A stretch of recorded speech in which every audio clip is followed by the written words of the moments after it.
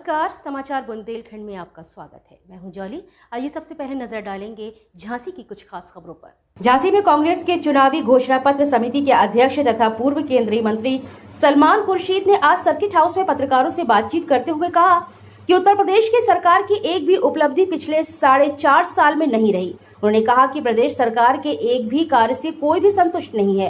केंद्र तथा प्रदेश की भाजपा सरकार पर हमला बोलते हुए पूर्व केंद्रीय मंत्री ने कहा कि दोनों सरकारें हर मुद्दे पर विफल साबित हुई हैं। आज महंगाई आम आदमी की कमर तोड़ रही है। सरकार की विदेशी नीति अफगानिस्तान के मामले में पूरी तरह से फेल हो गई है। पूरे विश्व के सामने आज भारत सबसे निचले पायदान पर खड़ा नजर आ रहा है। एक सवाल के जवाब में पूर्व केंद्रीय मंत्री ने कहा कि कांग्रेस में जाने वालों के लिए रास्ता बहुत बड़ा है, लेकिन आने वालों के लिए रास्ता बेहद संकीर्ण है। उन्होंने कहा कि जो कांग्रेस से जाना चाहे वह जा सकते हैं, लेकिन वापस आने के लिए संभावनाएं बेहद कम है।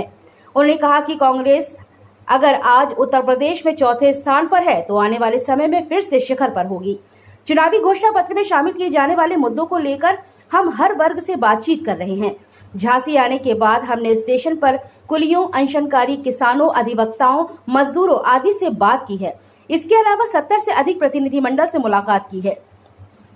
सभी के द्वारा बताए गए मुद्दों को चुनावी घोषणा पत्र में शामिल किए जाने पर दिल्ली में विस्तार में मंथन तथा चिंतन किया जाएगा।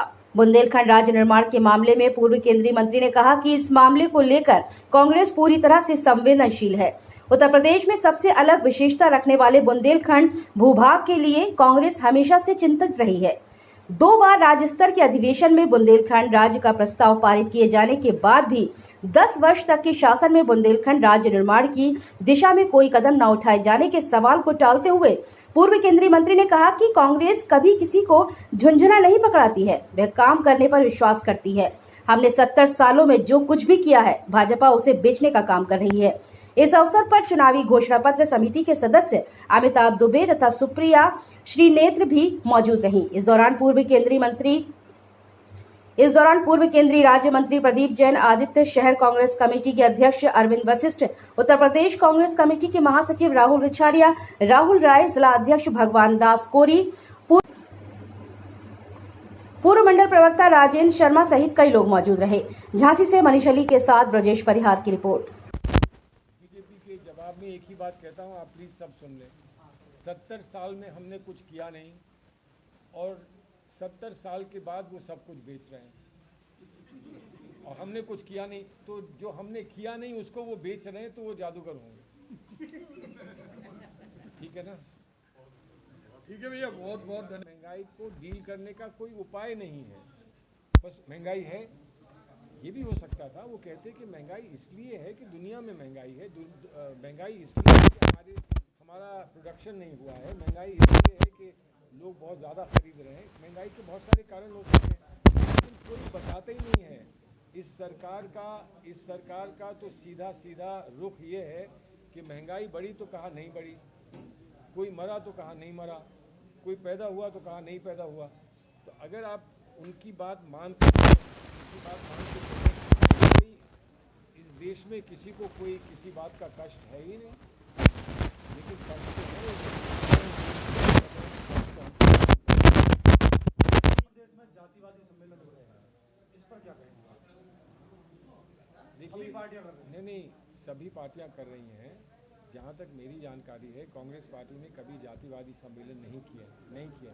जब मैं अध्यक्ष था तो कभी कभी ये बात उठती थी और मैं बहुत स्पष्ट स्वीकार करता हूँ कि हमने 1-2 बैठकें की थी प्रबुद्ध समाज की, और इसलिए हमने प्रबुद्ध समाज की बैठकें की थी क्योंकि हमको ये समझाया गया और बताया गया कि एक व्यक्ति अपने कार्य से और अपने शोध से प्रबुद्ध बनता है, वो पैदा नहीं होता है प्रबुद्ध। और इसलिए हमने कहा कि अगर प्रबुद्ध वर्ग का ये डेफिनेशन है, बड़ा अच्छा है, तो आइए हम लोग मिलते हैं कि जो प्रबुद्ध समाज हमको ज्ञान दे सकता है, हम वो ज्ञान ले लें। किया कभी मंच पे खड़े होकर ये नहीं कहा कि विशेष जाति का ये या विशेष समुदाय का ये कार्यक्रम है, ऐसा हमने कभी नहीं कहा।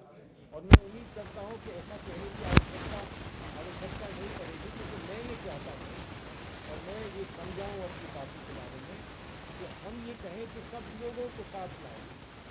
अगर दूसरी पार्टियों से हम बात कर सकते हैं कि चलो साथ आओ, तो हम क्यों नहीं समाज में ये बात कह सकते हैं कि चलिए हम लोग सब साथ आए। और ये देश ऐसा है कि सब लोग इस देश में इकट्ठा रहते हैं, एक बन के रहते हैं, एक परिवार समझ के रहते हैं। बीच में किसी ने कह दिया कि नहीं तुम फला हो और तुम फला हो, और उसकी वजह से जो आज